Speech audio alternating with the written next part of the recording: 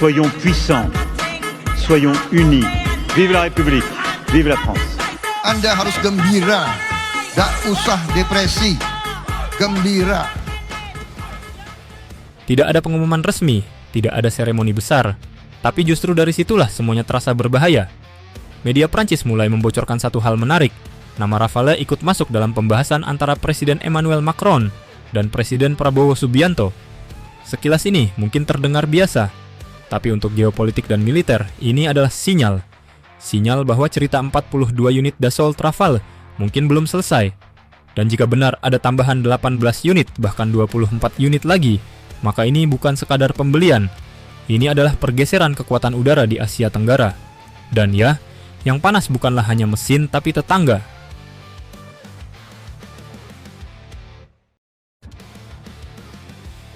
...42 Rafale sudah deal, tapi belum cukup.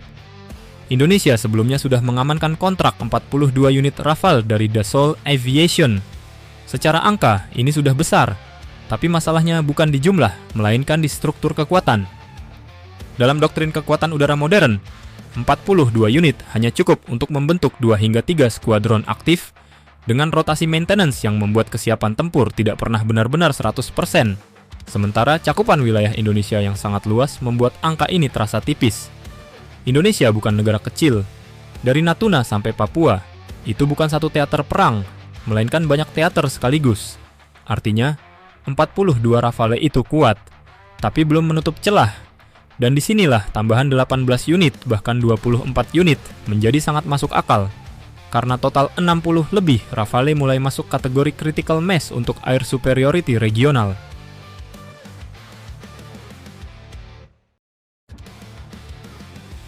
Tambahan 18 atau 24. Sebuah lompatan doktrin. Jika tambahan 18 atau 24 Rafale benar terjadi, total lebih dari 60 unit akan mengubah cara TNI, Angkatan Udara bertempur. Kenapa?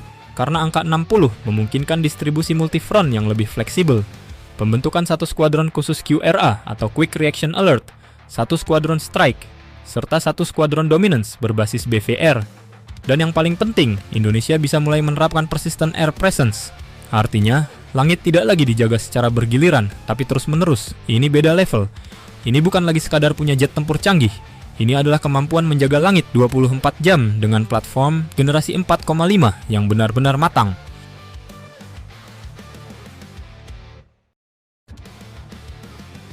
Rafale versus tetangga. Siapa mulai kepanasan? Mari kita bicara jujur. Di kawasan ASEAN, standar tertinggi masih dipegang oleh Republic of Singapore Air Force. Mereka punya F-15SG, F-16 modern, dan dalam waktu dekat F-35. Sementara di selatan, Royal Australian Air Force sudah bermain di level F-35A dengan dukungan AWACS dan konsep network-centric warfare yang matang. Indonesia selama ini berada di bawah, terutama dalam hal sensor fusion, jaringan tempur, dan kemampuan BVR.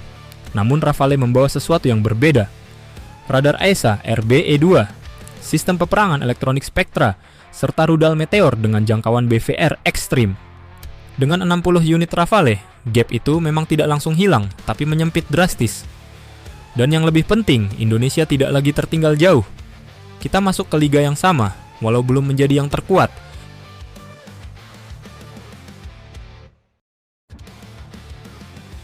Yang panas bukan mesin, tapi kawasan.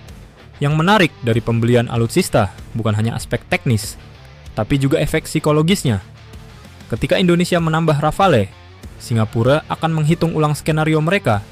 Australia akan mulai memperhatikan distribusi kekuatan di utara, dan negara ASEAN lain akan ikut terdorong melakukan modernisasi, terutama tetangga terdekat kita, yang tanpa kami sebutkan, Anda sudah paham siapa itu. Ini adalah efek domino.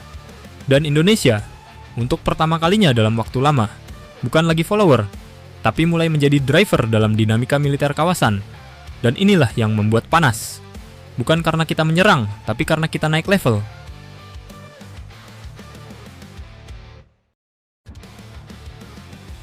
Kenapa Prancis terlihat agresif?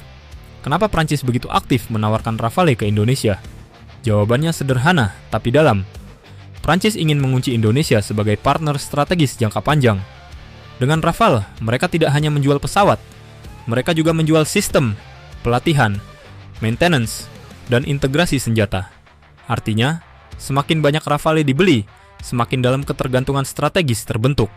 Dan di sisi Indonesia, ini bukan kelemahan, justru ini menjadi leverage, karena Indonesia tidak hanya bermain dengan Prancis, tapi juga Korea Selatan, Turki, bahkan membuka peluang kerja sama lain. Ini adalah strategi multi-alignment, bermain di banyak kaki, tapi tetap berdiri sendiri.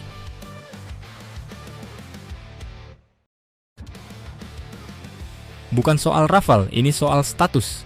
Jika dilihat lebih dalam, ini bukan soal 18 Rafale tambahan, ini soal status. Indonesia sedang bergerak dari sekadar user alutsista menjadi kekuatan yang diperhitungkan, karena kekuatan udara bukan hanya alat tempur, tapi juga alat diplomasi. Ketika 60 Rafale standby di berbagai pangkalan, itu bukan hanya menjaga langit Indonesia, itu juga mengirim pesan, jangan coba-coba memberikan tekanan militer di kawasan ini. Dan yang paling menarik, semakin kuat Indonesia, semakin stabil kawasan, karena keseimbangan kekuatan mulai terbentuk.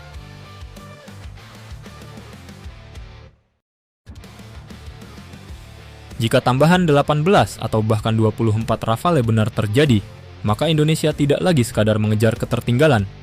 Kita mulai menyetarakan permainan, belum melampaui Singapura, belum menyamai Australia, tapi sudah cukup untuk membuat mereka tidak lagi menganggap remeh.